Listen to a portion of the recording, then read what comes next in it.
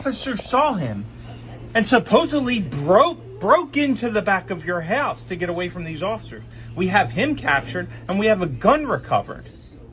I'm not understanding. 1, 2, 3, 4, 5, 6, 7 traumatized people, and you yelling, pointing in my face. Who's yelling? You. I'm matching your energy. I'm matching your energy. I'm matching your energy. This is a man who has the temper of a 2-year-old. Ma'am, okay? I'm explaining to you what happened, and you're mad at the wrong people. We're not out here shooting civilians. We are not. I did not have my gun out, so don't say you.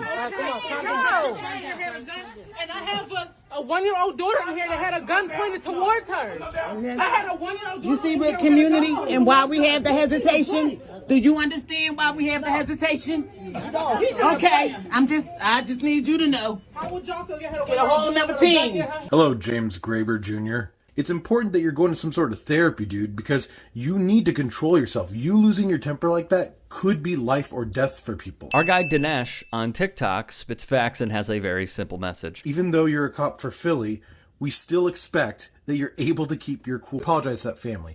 It's hard to sympathize with you with the way that you just lost control like that. You should take some time off. You should get some mental health help. You should see a therapist or something, because we don't want this to one day get to a situation where, oh, never mind. God, that's on brand. You need to step down. You're a problem. The police department's not going to fire you because they never do. Maybe you should just stick to like bomb disposal unit and less people interaction. Just keep taking out what could be bombs. By the way, did you notice that when the police officer was diving face first in the family, who pushed him back? Your energy, ma'am, okay? It was a black female police officer. That's what police should be doing. They should push back on other officers. Her acting as a buffer may have saved that family. Please give him a follow when you have the chance on Twitter and TikTok. To expound upon Dinesh's video, an article from CBS Philly in March of 2011 displays the following sensitive headline of Graber Jr. On that day, authorities say Officer James Graber Jr., who was off duty, engaged in a verbal disturbance with his estranged wife, reported ABC 6 in Philadelphia. Graber was escorted from the establishment by on-premise security to only return sometime later and sock her in the face. After an investigation by the department's Internal Affairs Bureau and the Philadelphia District Attorney's Office, Graber Jr. was charged with simple assault and reckless endangering another person, wrote the CBS affiliate.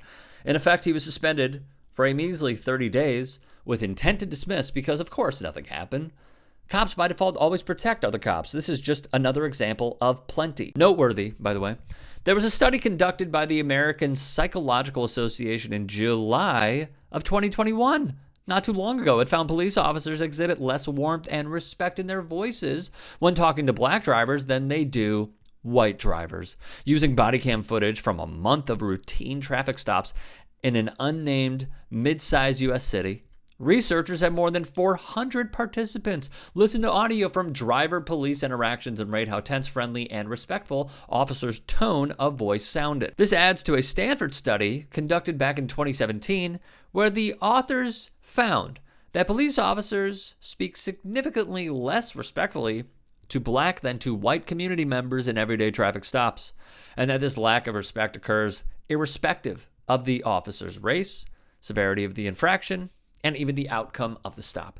Based on their entire sample, which included over 36,000 officer utterances, they found that white people are 57% more likely to hear an officer say one of the most respectful phrases, those involving gratitude or apologies, for example, whereas black people were 61% more likely to hear officers use one of the least respectful expressions.